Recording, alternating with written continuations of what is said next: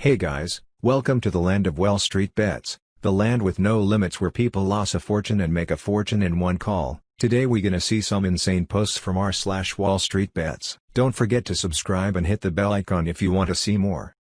$1.5 thousand to almost $57,000 in little over 2 weeks. A damn fine performance. Probably a good idea to cash out 50% of those gains if you haven't already. A strategy that can generate huge returns so quickly can also make them evaporate equally fast.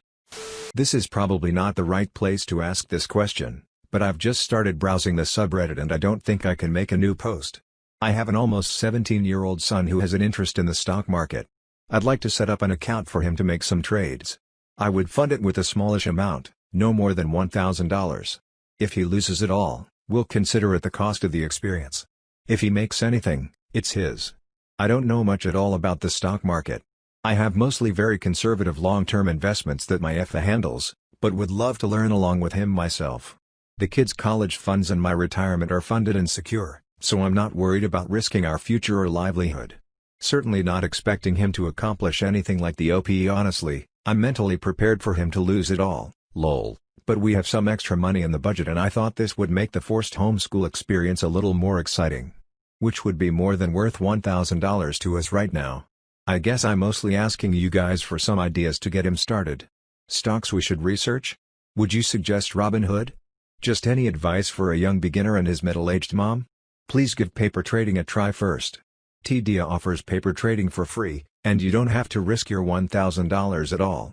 Maybe keep a trading journal where you take note of price patterns that you successfully trade off of. I disagree with another comment saying you should invest in leveraged ETFs. Traded yes, but investment no. Compare their performance with their reference ETFs during major drops and subsequent recovery to see what I mean. Spooky. Play with ARK's ETFs if you're feeling frisky. Honestly, with that return you may want to switch to Theta Gang. With premiums hitting like 5 to 10% for weeklies right now, you could sell to us to generates and continue profiting off our addictions. I would have turned $5,000 into $30,000 if I didn't sell my Tesla puts before close yesterday. Got burned the last time we saw a 3% drop and I was afraid it would happen again. Let's see the next post. Took out a credit card loan to invest in stock market.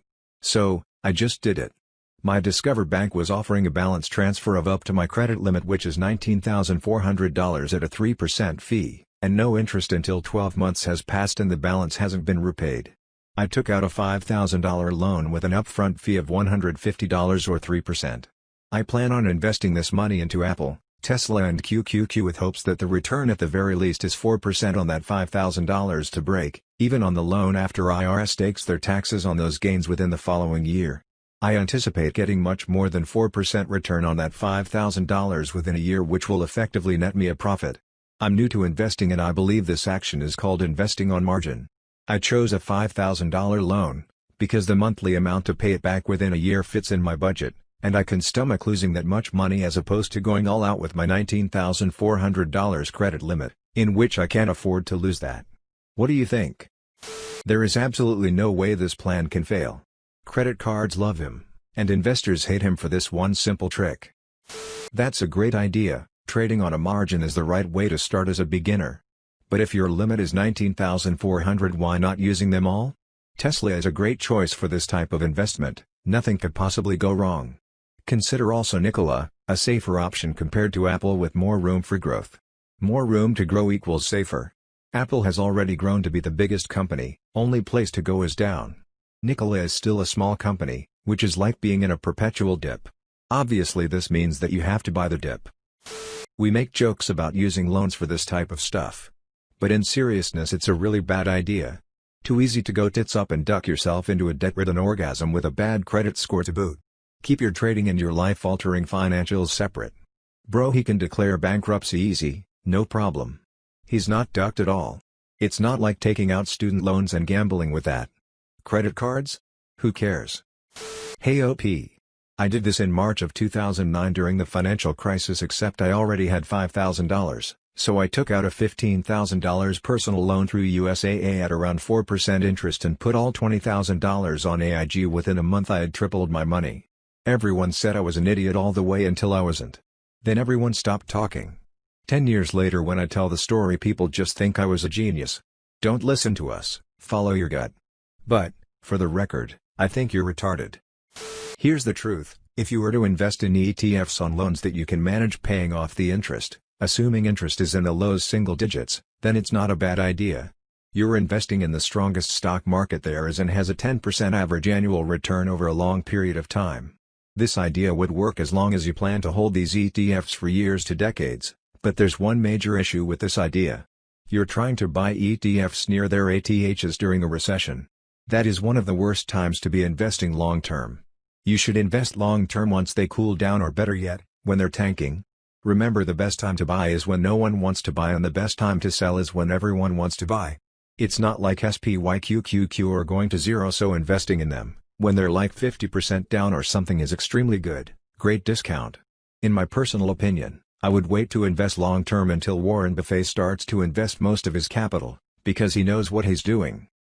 It's just $5,000 at a 3% interest provided you pay within a year. Just pay $41,666 from your regular income regardless of what happens to your stock, and you'll be fine. This is no different from buying a huge TV or a set of appliances, except while you are guaranteed a loss with the furniture, you can get gain from the stocks. Just don't do options, pick safe stocks, and you'll more than likely be fine. And I know people say they are retards here, but I don't understand how someone can genuinely believe that because the policy rate is 0.25%, they themselves can get such a rate. It's the rate the banks get, not the one they give. 3% is great, especially when it's an unsecured loan. Exactly my plan. Whereas this is investing that $5,000, which can net me back considerably more than $5,000 after a year. It's far better than buying a brand new 85 4K TV that will be a guaranteed loss, like you said. At first I was like, you're dumb, and then after thinking for a bit.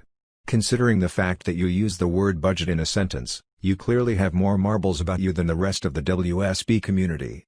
You obviously understand the risk, and have ensured the risk isn't going to duck you in the ass like the gay bears around here. Using margin is a common tactic. This really isn't different. So, basically you're just playing to your risk tolerance in a knowledgeable form. Obviously you've seen the people around here who have taken loans out from family and destroyed relationships and themselves. Honestly, man. Don't bet money you don't have. What's the worst that could happen? You owe money, and every penny you earn afterwards is not yours because you're constantly in department. $1,000 is not a lot to have, but it's a lot to owe. I think you should do theta strategies because you can make money even if stocks go down, and it's hard to make less than 5% per year. You'd have to be special to do worse. Just make sure you don't blow it on naked calls, and you should also look up bankruptcy law. I have, and it generally won't protect you if you're a ducking retard. You should also borrow from your parents or dip into grandma's savings account. Your parents are loaded cause they're boomers, and grandma will be dead soon anyway. This is some of the most retarded mess I have seen. Takes out a loan on a credit card, even admits he's a beginner. Bro, if this idea didn't seem dumb to you when you thought of it, surely that must have hit you when you started typing this. No? Maybe the fact you are posting this all over Reddit asking if it's a good idea. If you have to ask a forum of autistic retards, you probably shouldn't do it. And you're lucky everyone is being oddly kind and telling you you're a dumb A, and to withdraw your dumb mess plan, and instead of lurking in the corners of the stock market encouraging you to give them all your money. Let's see the next post. I paid off all of mine and my girlfriend's debt.